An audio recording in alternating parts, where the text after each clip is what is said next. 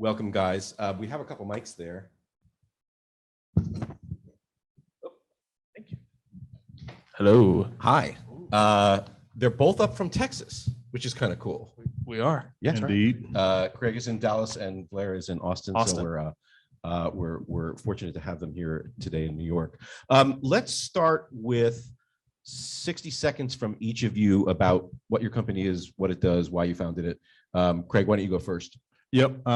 Craig J. Lewis. I'm the founder and CEO of GigWage. We're a payroll company for the gig economy. So we help businesses and platforms pay independent contractors, gig workers, freelancers in a very modern way. You guys may be familiar with a little small payroll company called ADP. So imagine like the new ADP for the new way of work, right? And so super excited about really just helping drive economic empowerment and efficiency through the gig economy. There's a couple $1 trillion paid out to about 75 million people last year alone. And we want to make sure that money moves efficiently so people can get paid when they want to get paid, how they want to get paid, and where they want to get paid. And like it's 2022 and not 1982. So that's our mission at GigWage. Great. And Blair? So I'm Blair Silverberg. I'm the founder and CEO of Hum Capital.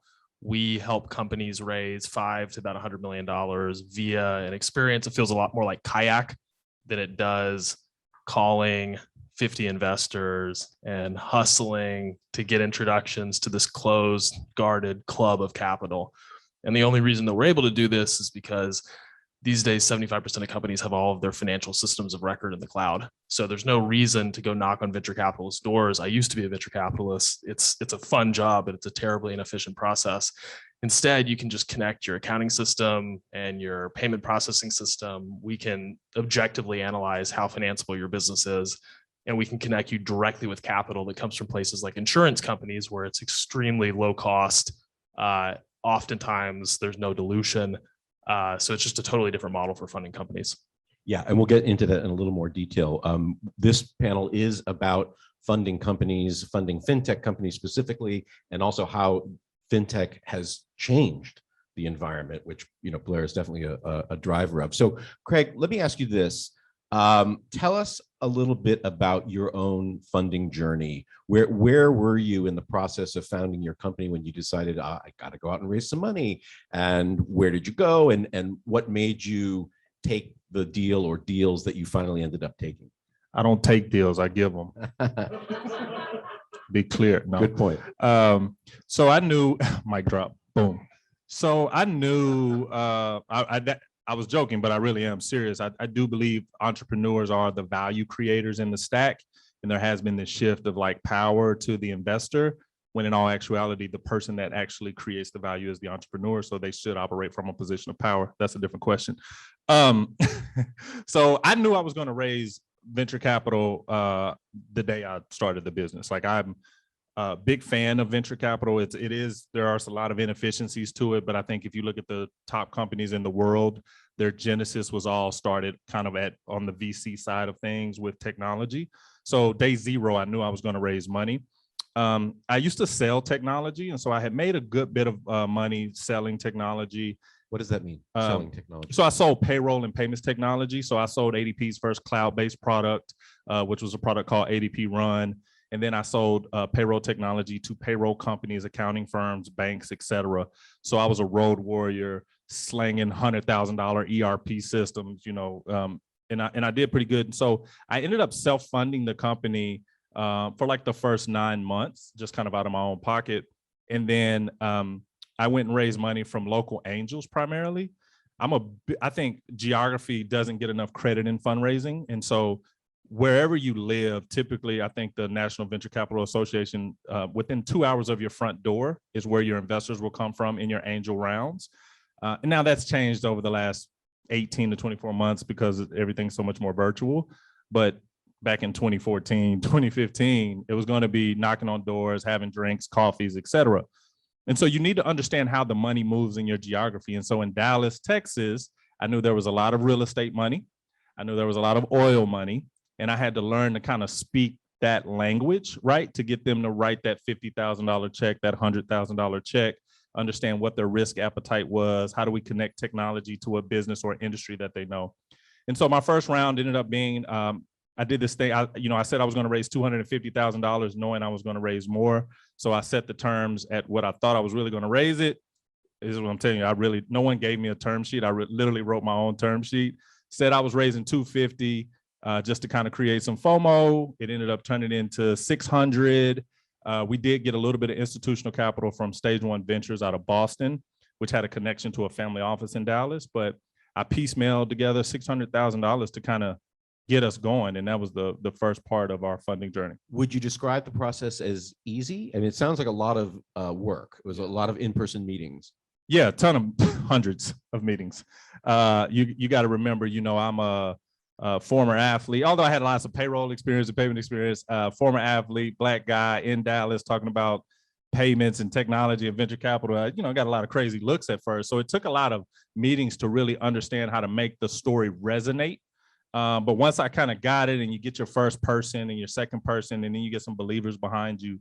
I remember the first check was an ex-entrepreneur in Dallas who had ran a company they sold to Xerox. It was called ACS, Affiliated Computer Services.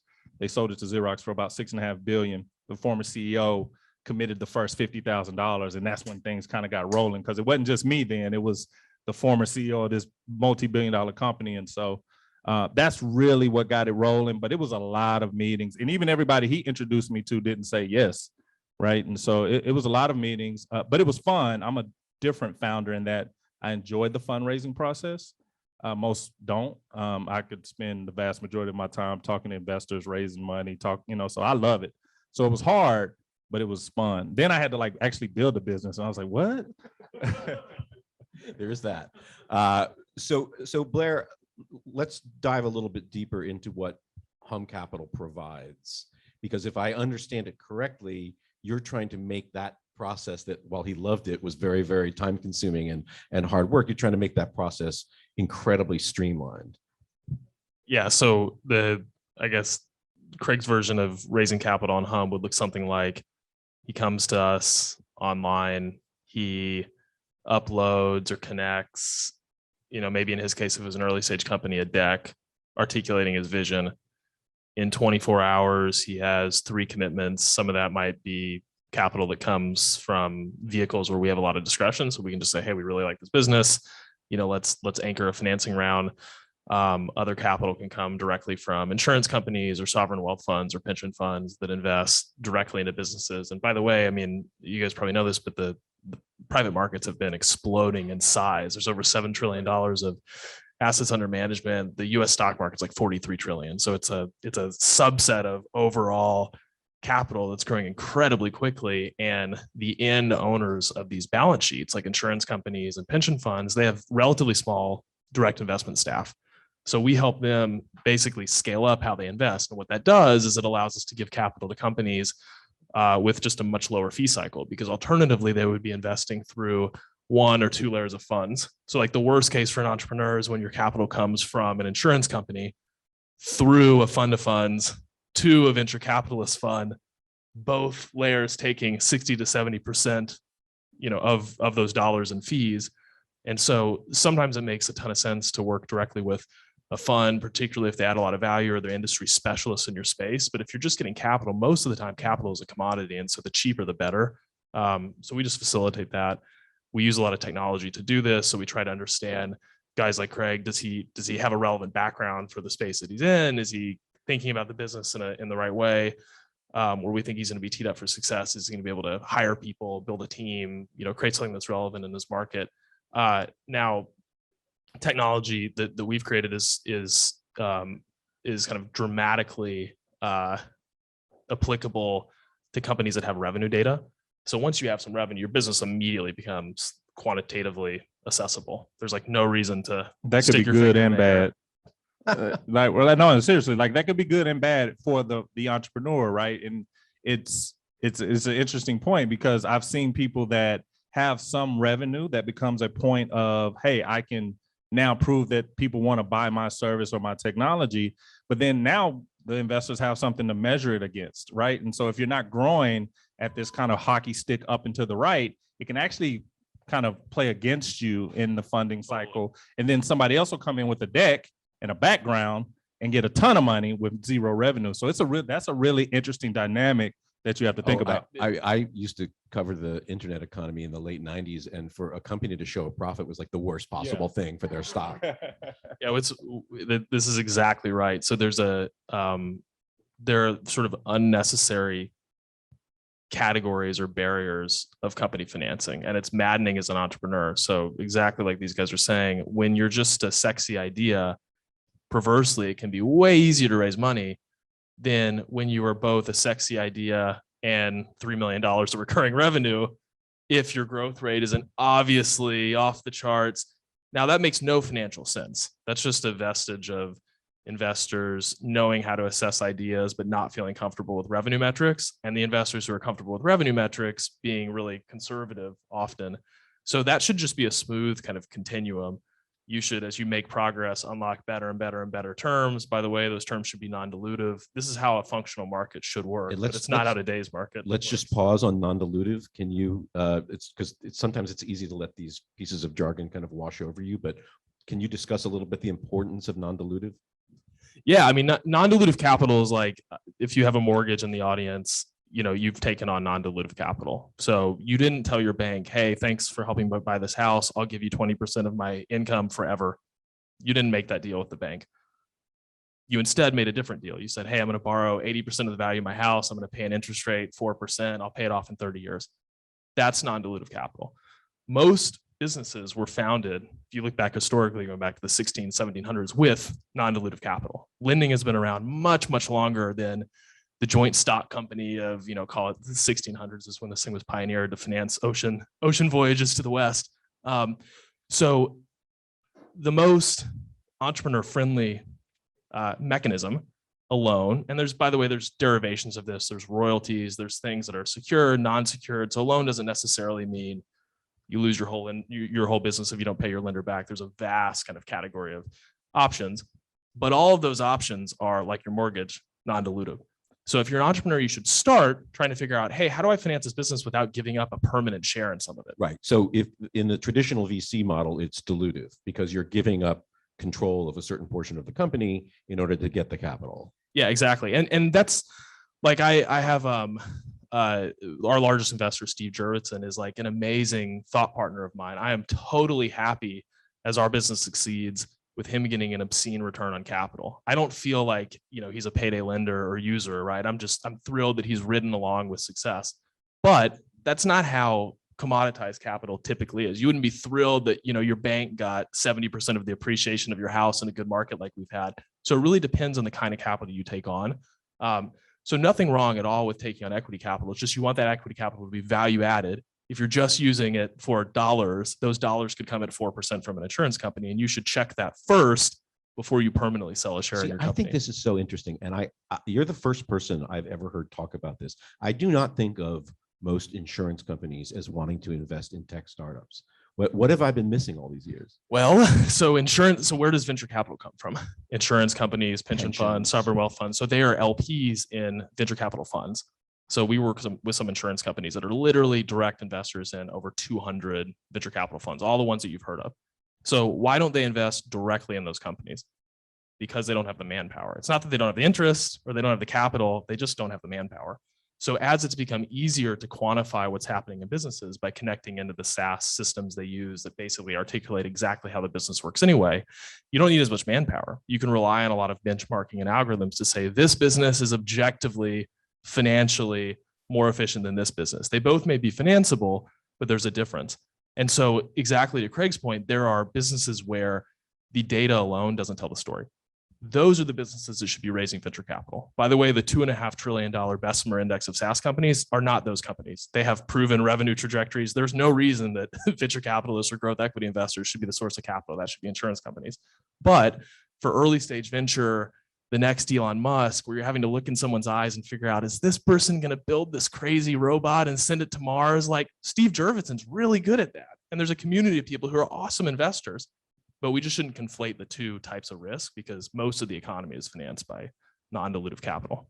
So Craig, if Hum Capital had been up and operating when you were raising money, would you have used it? What do you think you would have gotten out of it? No. And this is because I think to this point, you have to know what type of business you're building as well, right?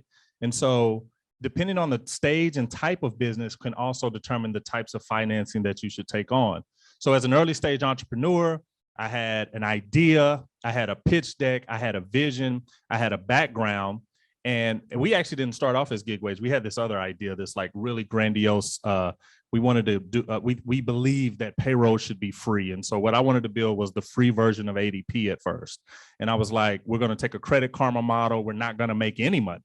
That was not even the point. The point was to build technology, collect data, and then start to monetize that data at scale. I would have funded that because that sounds awesome. Exactly. That business requires capital. It's super high risk business, right? No revenue, no product, no nothing. So that requires equity.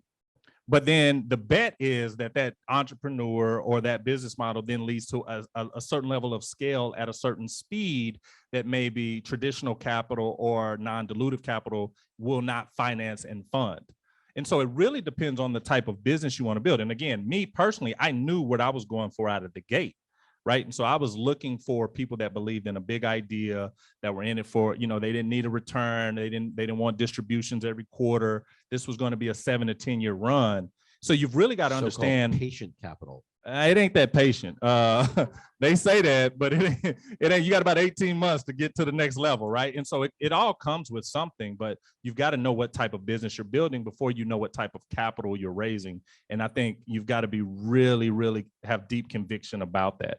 And so for me, that type of capital, again, then I'm also a guy that just kind of likes the deal, right? I'm the deal. I like to sit at the table. I like to look you in your eyes too and see if I can get you to believe what I'm doing. And so there is that component, because along the way, we've had a lot of, to date, gig wages, we've raised about $16 million and a lot more coming. We've raised some venture debt from Silicon Valley Bank. We've raised mostly equity capital from institutions. Funny enough, the insurance companies now, because a lot of the insurance companies are trying to figure out how to get to these 75 million gig workers, they have spun up venture arms so that they can now invest equity type capital into startups, right? And they're looking for distribution. We had a great call with Experian recently, right? And they're trying to figure out how to get those financial services to different types of consumers. They've deployed about $250 million of capital in equity deals over the last 5 years. So you're starting to see these corporations, financial services, insurance, et cetera, create their version of venture capital, but it's usually tied to strategy of their business development teams, their strategic alliance teams, and how can they further their innovation or their growth through a capital investment. It's so interesting to think about gig workers as a target audience for a corporation. I think that's kind of not commonly understood. Every major, stodgy, serious conservative company you can think of calls us on a weekly basis. Every insurance company, every all of the big. I mean, I love looking at market caps. The market caps of the companies that call us blow my mind all the time. I'm like, wow, this is crazy. But they all want it because, again, you're talking about a lot of horsepower here. $2 trillion of earnings. 75 million people and growing at a faster rate than W-2 employees, right? And so how do we, and none of the financial services are designed for these workers. So we do this thing called a proof of income report. What we found was if you're a gig worker, how do you get approved for any type of financing when it's based on employment and earnings, right? And so you're working for 3 or 4 different platforms. You're getting money from here, you're getting money from there. How do you get a mortgage?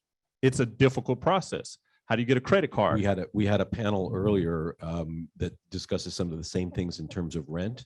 Yep. For many, many years, paying your rent on time did nothing to help your credit score. Yeah. You could do it for 20 years, but if you don't have a mortgage, forget it.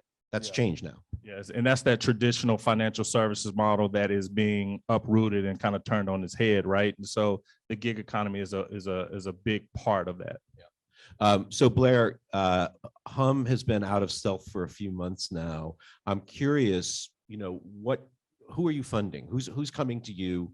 Where's the money coming from? What kind of patterns are you seeing in terms of who's getting paid in 2021? That's a good question. So about 50% of our customers are not located on the coast of the United States. About 15% of our customers are international, but so just focus on the US. It's about, it's a pretty big audience of non-coastal entrepreneurs. And 80% of venture capital is allocated inside the San Francisco Bay Area. So that's a pretty big delta between like where the entrepreneurs actually live versus exactly your point. Who's a 2-hour drive from your front door? If you happen to not live around San Francisco, you're kind of screwed historically. That's changed, I think, with us. In terms of sectors, so it's pretty broad. So 30% are like tech-enabled services. So think like anything from e-commerce to SaaS. 20% are financial services companies. So insurance companies raising capital, banks raising capital, funds raising capital, specialty lenders raising capital. We have, I think it's like 15% industrial companies. So factories, manufacturers. We have a bunch of services businesses like insurance agencies. I think the point is that the way our business works fundamentally, the reason that we're able to offer the cheapest capital, the fastest to companies is because we have a broad, diverse network of companies. And that's very attractive for capital sources. So what that does is it creates this flywheel. So it attracts diverse capital sources. And so what ends up happening very quickly, if you think about how the capital markets work, the reason they're called the capital markets, they're a marketplace. They're just like Kayak or Airbnb, or Uber or Amazon for that matter. So the more suppliers of capital you have, the more options entrepreneurs have, the more entrepreneurs we have, the more options the investors have. And so that just created this pretty interesting virtuous cycle pretty rapidly after coming out of stealth. And how does Hum make money? Yeah, so like most marketplaces, we charge a percentage of the transaction. So that's the dominant way that we make capital. We basically charge 2 to 6%. And you don't take equity in the companies? Not systematically, not really. If you see something you like, you might invest, but it's not part of the model. Yeah. I mean, so you can imagine we've got thousands and thousands of companies coming to you raising capital. Like we see all sorts of interesting things. So, sometimes we'll make investments. Sometimes I'll make personal investments. Sometimes we can really help businesses because we've just seen a lot. I mean, if you think about like your typical investment firm, you might have 4 to 6 partners who specialize in an area. And they hear a bunch of knowledge and, basically rumors and ideas from the conversations they have. If you think about how our system works, we've got thousands of companies that are streaming in data every day. So we have quantified, verified, super granular picture of the economy. So we can draw conclusions and say things like, oh, this region is really experiencing a lot of growth after COVID. Businesses starting up or moving to this region are going to have a bunch of tailwinds from subsidies, et cetera. So we just see a lot that's very well structured. And so that can help us make good investment decisions, and it can help us honestly point entrepreneurs in directions that are fruitful for their companies. Drew, was there a question from the audience? Oh, sure. So thanks. My question, Blair, for you, but the Aussie media thing is very interesting as it relates to diligence. And I'm just wondering, your model is a little bit different, maybe not traditional VC. What are your thoughts about in terms of, do you have a process behind it, I guess? It's a really good question. Jumping off of the Aussie media scandal, is that the right word? What is the role of diligence in the type of fundraising that you're doing? Yeah, I'm going to avoid monologuing on this because it's a rich topic, but basically, I think people think about diligence completely wrong. There's basically 2 steps. There's assessing what can be, and then verifying what actually is. Those are the 2 diligence steps. They're totally different from one another. Period. So there's a guy in New York named Fred Wilson who back in the day, I can't remember when this was. Fred. He wrote this awesome article on VCs can do too much diligence, because you can always talk yourself out of investing in a company when you're in the assessing what can be stage. Like you shouldn't think too hard. It's kind of like, makes sense. I make 30 bets, I only have to be right 5% of the time, and I get these kind of option outsized returns. That's not the mindset you should have when assessing what actually is. Like you should have the mindset of a forensic accountant. Otherwise, you're just kind of misallocating society's capital. It's like, why don't we just set my grandmother's retirement savings on fire? Because we just should be double checking that like the numbers are what they should be. So you just want to separate these 2 things. And I think historically investors have done this in this super clunky process. You have investors assessing what can be, and then hiring, Ernst & Young for $250,000 to come in and verify what actually is. Now you can do the Ernst & Young part for free by just connecting into these SaaS systems of record and verifying what data the companies produce anyway. So I think it just totally changes the time scale and the friction involved in raising capital. So Very interesting. I'll add just a little bit to that. So, from our side, again, I think the type of company you're building matters, and the type of capital that you're taking on matters, right? And so in the early stages, there's just not any data to look at, right? So you really are investing in a vision, ambition, past kind of character-based stuff. So on the gig wage side, our corporate governance is, kind of always on point. Every document is, we have what's called a deal room. And so anytime an institutional investor wants to come in, any document, financial, anything you could possibly think of, ideas, brainstorms, HR, cap tip, everything's in place. But I'm also an angel investor, and I invest primarily in pre-seed and seed stage fintechs. And I'm not doing all that diligence, right? I'm not doing that. I have a strategy and a formula. And what I typically do is it's about the founders, it's about their vision, it's about their past experience, right? It's about the size of the round. Does it make sense for my check size at this particular time? And then one of the things I try to do is bring an institutional seed investor to the table and then kind of ride their diligence, which can lead to those scenarios that we're talking about.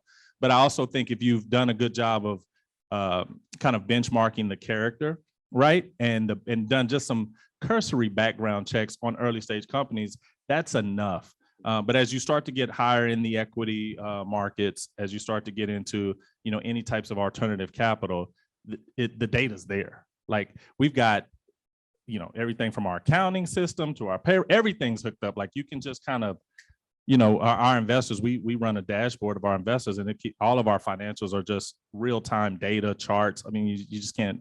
You can't fake that stuff. Will, you have a question? Yeah, Well, you can. Yeah, so this has been terrific. Today, we've been really seeing this blurring of lines of things that we label, that we call it, and we're finding that it's all kind of disappearing, and you're really verifying that. So Blair, just a quick question. I mean, if the notion of a VC was always picking winners, did you pick that? How'd you pick it? And you look back and, oh, you were brilliant. But you're blurring that line now because I'm curious about your model scale, numbers, quantity, or picking more winners, or reducing that uncertainty of winners versus big winners versus super big winners. Where do you see yourself in terms of growing? Are you going for scale or margin or return? I'm curious about your metric. Yeah, I mean, for us, all we care about is where the first place companies go when they think about raising capital. And if we can help them, we help them. And if we can't, we don't. But increasingly that's more and more rare, and just a function of the breadth of our network.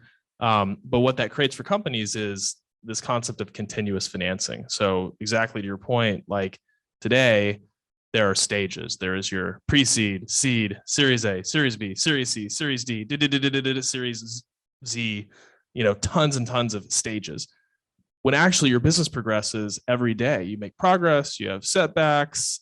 So why do we have these steps versus continuous financing that mirrors the progress of businesses are making? And does it not create some strange incentive where we're trying to game the next step instead of just focusing on partnering with capital providers to build great businesses for the economy? And by the way, why does this matter? We all know that the world is getting a lot better in general, right? Poverty rates are reducing, literacy rates are going up. This is happening not just with the American dream in the US, but the Chinese miracle in China and all over the developing world. But no one's actually working on the problem of, can we make that go faster? No one's tracking that. And every time there's a Theranos or a business where we just burn my grandmother's capital, for no good reason, we're actually making GDP growth go slower than it could, and poverty reduction go slower than it could. And so this stuff really matters. And this is kind of why we do what we do. But I think continuous financing is what we want to create for companies. Hey, I have one quick question for Blair too, because this should be beatable. Your system to me sounds like it should be a phenomenal tool to remove bias from capital. Is that, do you have data on that? Or you guys, like, all types of entrepreneurs should be funded based on the success of their business, right? The data of their business. So are you guys focused on that? Is that a part of your mission?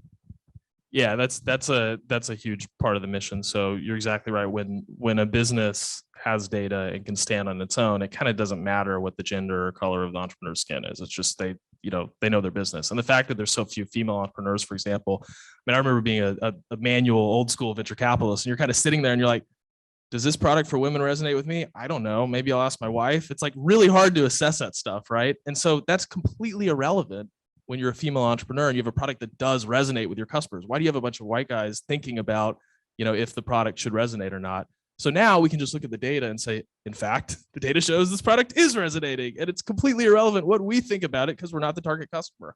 So there's a big part of that. And sometimes it's gender, sometimes it's race, sometimes it's honestly just industry and sector. Like you have very few VCs who were ever in the insurance industry. I hate to keep harping on the insurance industry, but you also have very few VCs who were working at NASA. And so why do we only have one SpaceX instead of 10 SpaceXs? Part of it comes back to that. So there's a lot of sources of bias in investing. Blair knows me well enough to know that I can talk about this stuff all night, but we do have another panel. So please, a round of applause for our excellent panel. Thank you. Thank you.